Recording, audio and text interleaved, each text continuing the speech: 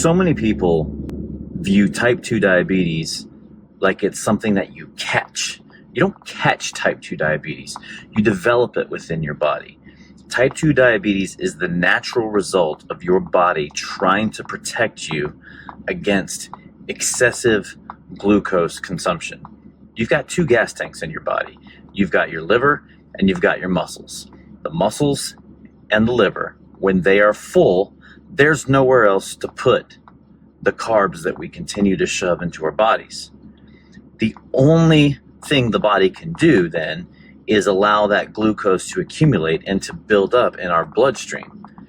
And then the kidneys have to try to excrete that from our body until you go all the way to something like kidney failure. No amount of pharmaceutical prescriptions can fix the abuse that one has done to their body.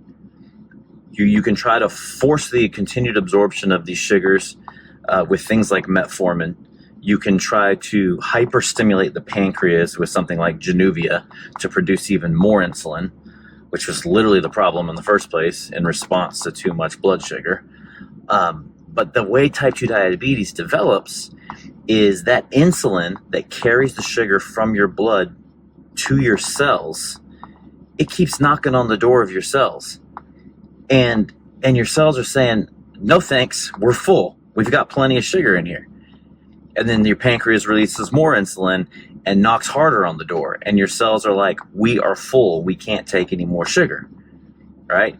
And then insulin keeps knocking because we just keep eating and we're not burning it off, right? We're not participating in enough movement, enough exercise. We're not challenging our muscles. We have no real need for this gas that we're putting in our body because we're not even driving the car.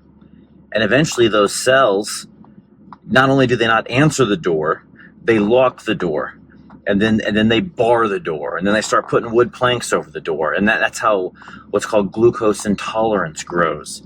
And those insulin receptors downregulate until they just lose all affinity for insulin whatsoever because they are so sick of the amount of carbs, the glucose, that is knocking on their door 1, 2, 3, 4, 5, 6, 7, 8 times a day. They are full up to their neck. The cells are drowning in sugar. We're not going and burning it off through exercise and movement and through work. So where else will the body put that sugar? It has nowhere to put it.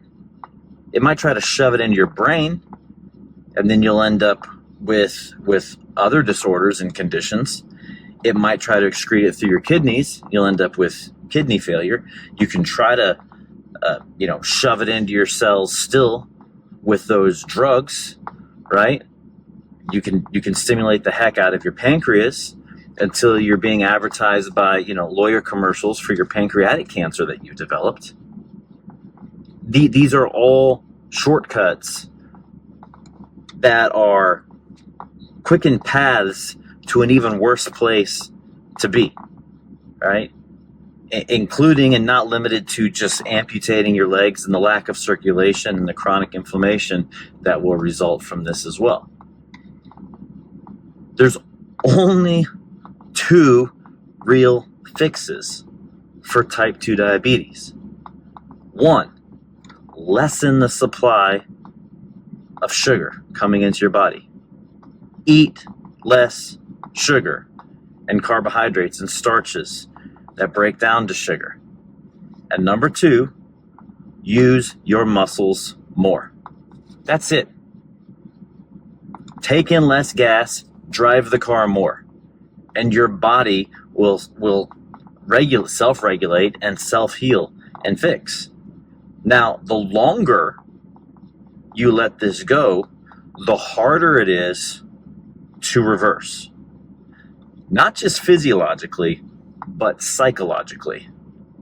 So if this is a rising problem, if rising blood glucose, resting blood glucose is a problem, if a rising hemoglobin A1C is a problem, which is a marker that looks at how your blood cells have been treated by an abundance of glucose over the past 3 to 6 months or so, if those numbers are going up. That is your body screaming at you to fix this and fix this now. Because you've got essentially trash in your body, excess glucose that it has no place to put. And by the way, that glucose is not normally trash. Normally that's great fuel, right?